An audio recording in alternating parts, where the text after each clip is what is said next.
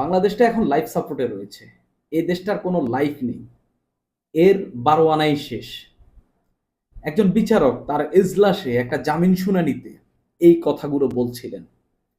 দেশের পরিস্থিতি এতটাই খারাপভাবে দেখছেন তিনি বিচারক, তার আদালতে বসে কিংবা আদালতের বাইরে তিনি এমনভাবে দেশটাকে দেখছেন, তিনি বলছেন দেশটা বর্তমানে লাইফ সাপোর্টে রয়েছে।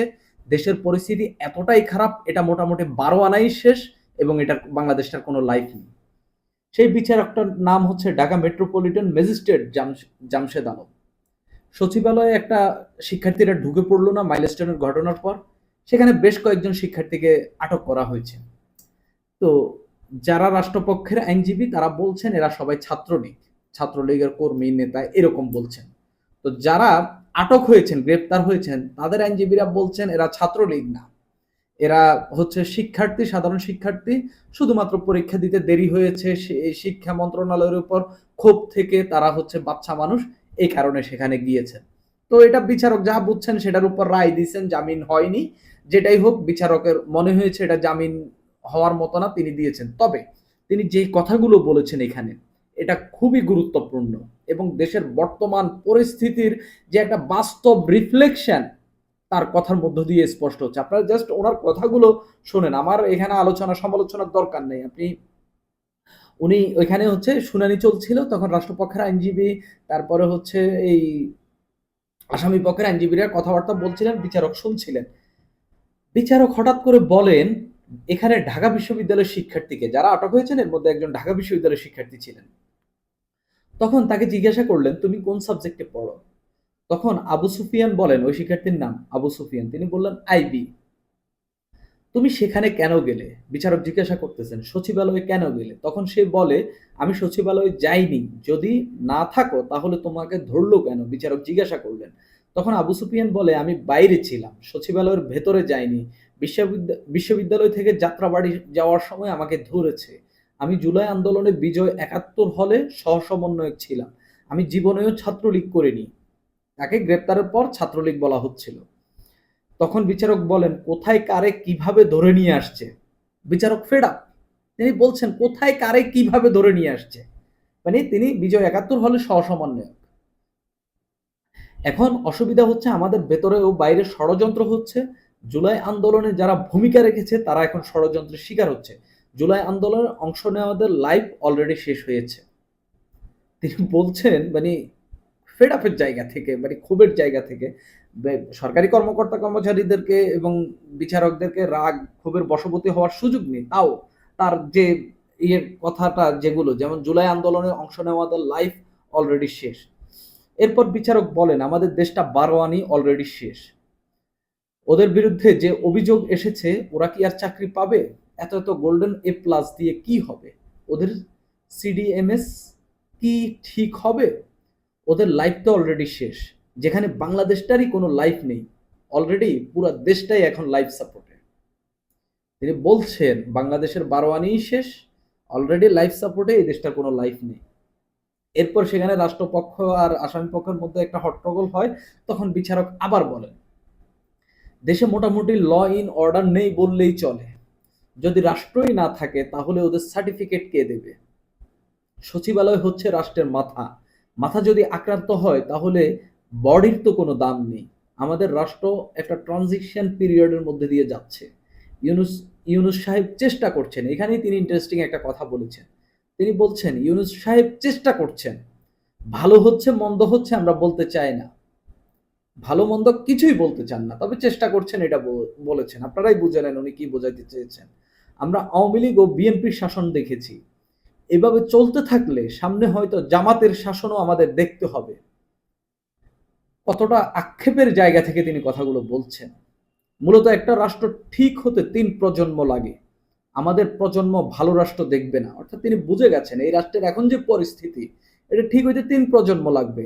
অর্থাৎ তিনি, তার সন্তান, তার নাতি। তার মানে তিনি যে ওই ভালো হওয়ার রাষ্ট্রটা তা আর দেখবেন না, এটা মোটামুটি স্পষ্ট। তা আমি যদি আমার ৩ প্রজন্ম হিসাব করি, তা আমার বাচ্চা আমার নাতি, তা আমিও মনে হয় দেখবো না।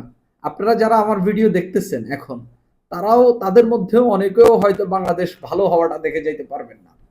অর্থাৎ একটা সরকার পতনের পর দেশটার এত পরিমাণ ধ্বংস হয়েছে, দেশটা এত পরিমাণ বাজে পরিস্থিতিতে পৌঁছেছে, একজন বিচারক বলছেন এই রাষ্ট্র ঠিক হতে 3 প্রজন্ম লাগবে। অর্থাৎ বর্তমান যারা 30+ রয়েছেন তারা বাংলাদেশকে আর ভালো রাষ্ট্র হিসেবে দেখবেন না, এরকমই। অথচ শেখ হাসিনার পতনের পর এই দেশটা নতুনভাবে নতুন দিগন্তের দিকে এগিয়ে যেতে পারত, কিন্তু পেরেছে কি? কোথায় ভুল করেছি আমরা? ডক্টর মোহাম্মদ ইউনূসকে বসানোটাই কি ভুল ছিল, নাকি এটা জাতীয় সরকার না করা ভুল ছিল? এই আত্ম উপলব্ধিগুলো যদি দেশের পরিস্থিতি আরো খারাপ হয়, এই আত্ম উপলব্ধিগুলো আমাদেরকে করতে হবে, ভবিষ্যতে আমাদেরকে করতে হবে। কারণ এই দেশের পরিস্থিতি দিন দিন খারাপ দিকে যাচ্ছে। তিনি বলছেন আমাদের সন্তান হয়তো ভালো রাষ্ট্র দেখবে, সে পর্যন্ত অপেক্ষা করতে দেন, বর্তমানে সব পৌঁছে যায়নি, এখনো কিছু আছে, এভাবে যেতে যেতে একসময় হয়তো ভালো রাষ্ট্র দেখব। তিনি আশা করছেন হয়তো দেখবেন, তবে 3 প্রজন্মের একটা আশ্বাস দিয়েছেন। একজন বিচারক তার এজলাসে বসে এইরকম কথাগুলো বলছেন। একজন সাধারণ মানুষ হিসাবে আমি কি ভাবছি, আপনারা কি ভাবছেন, দেশ নিয়ে আপনাদের ভাবনা কি? মন্তব্য করে তো জানাবেন অবশ্যই। কিন্তু আমি যা দেখছি দেশের পরিস্থিতি ভয়াবহ খারাপ। মাইলস্টোনে একটা দুর্ঘটনা ঘটলো, বিমান বিধ্বস্ত হইল, এটা ইচ্ছাকৃত হয়েছে অনিচ্ছাকৃত হয়েছে এসব আলাপ বাদ। এসব আলাপ কোনোদিন সরকার তদন্ত করে বাইর করলে করবে, যদি হইয়া থাকে। আমার মনে হয় না এটা ইচ্ছাকৃত কোনো কিছু হয়েছে। একটা দুর্ঘটনা ঘটলো, দেশের কোমলমতি শিক্ষার্থীরা 30 জনের বেশি নিহত হলেন, শতাধিক আহত হইলেন। আমাদের কি উচিত? আমরা কিভাবে এই হতাহতগুলোকে আমরা ঠিকভাবে তাদের এই ট্রমাটাইজেশন, তাদের এই শারীরিকভাবে যে তারা ইনজিউরড হলেন, এগুলা কিভাবে দ্রুত মীমাংসা করা যায়, চিকিৎসা দেওয়া যায়, এইসব বিষয় দেখব। আমরা কি করলাম? শিক্ষার্থীদেরকে উত্তেজিত করে দিলাম। আমরা এইচএসসি পরীক্ষা নিয়ে একটা সিদ্ধান্ত জানাইতে রাতে 3টা বাজাই ফেললাম। আমরা কি করলাম? একটা কন্ট্রোল রুম খুললাম না সরকারের দিক থেকে। আমরা কি করলাম? পুলিশকে তথ্য দিতে বাধা দিলাম। শিক্ষা প্রতিষ্ঠানকে আমরা তথ্য দিতে বাধা দিলাম। প্রতিবার ফায়ার সার্ভিস কন্ট্রোল রুম খুলে ফায়ার সার্ভিসকে আমরা কন্ট্রোল রুম খুলতে দিলাম না। সেখানে থেকে আমরা যখন সবকিছু ইভাকুয়েট করে চলে আসি, অর্থাৎ উদ্ধার কার্যক্রম শেষ করে যখন চলে আসছি, আবার রাতে সেখানে অ্যাম্বুলেন্স যাচ্ছে। তো এই পরিস্থিতিগুলো জটিল করে পরদিন শিক্ষার্থীদেরকে সচিবালয়ের সামনে কে নিল? এই এইগুলা তো আওয়ামী লীগ করেনি, এগুলো তো বিএনপি করেনি, এগুলো তো জামাত করেনি। কিন্তু আপনি যারা গিয়েছে আপনি বলছেন যে ওরা আওয়ামী লীগের।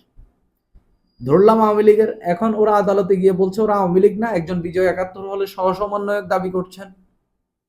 এই যে এই সরকারের অধীনে যে কোনো কিছু ঠিক হবে না এবং এই সরকার যে কোনো কিছু করতে পারবে না, এটা একেবারে স্পষ্ট, একেবারে স্পষ্ট। এই সরকার কোনো অন্তর্বর্তীকালীন সরকারের শাসন আমলে দেশের মানুষের উপর গুলি চালানো হয়নি। এই সরকারের আমলে গুলি চালানো হয়েছে, লাঠিচার্জ করা হয়েছে, সাউন্ড গ্রেনেড মারা হয়েছে। সম্ভবত ৯০-এর পরে, ৯০-তে একটা গণ অভ্যুত্থান হয়েছে, ৯০-এর গণ অভ্যুত্থানের অনেক পরে আমার জন্ম হয়েছে। আমি ৯০-এর গণ অভ্যুত্থানের পরবর্তী পরিস্থিতি দেখিনি। আমার মনে হয় না ৯০-এর গণ অভ্যুত্থানের ওই টালমাটাল পরিস্থিতিতেও ওই অন্তর্বর্তীকালীন সরকার এই পরিমাণ নিপীড়ন মানুষের উপর চালায়নি, যতটা ডক্টর মোহাম্মদ ইউনূসের সরকার, একজন নোবেল বিজয়ী, যে সরকারের প্রধান উপদেষ্টা একজন নোবেল বিজয়ী, শান্তিতে নোবেল বিজয়ী, তার সরকারের সময় হচ্ছে। আফসোস, এদেশের চেয়ারগুলা আসলেই অন্যরকম ক্ষমতার চেয়ারগুলো। এই চেয়ারগুলো সবসময় যেই বসে তাকে নষ্ট করে ফেলে, তাকে তার মতো করে চালায়। সুপ্রিয় দর্শক, আজ এই পর্যন্ত।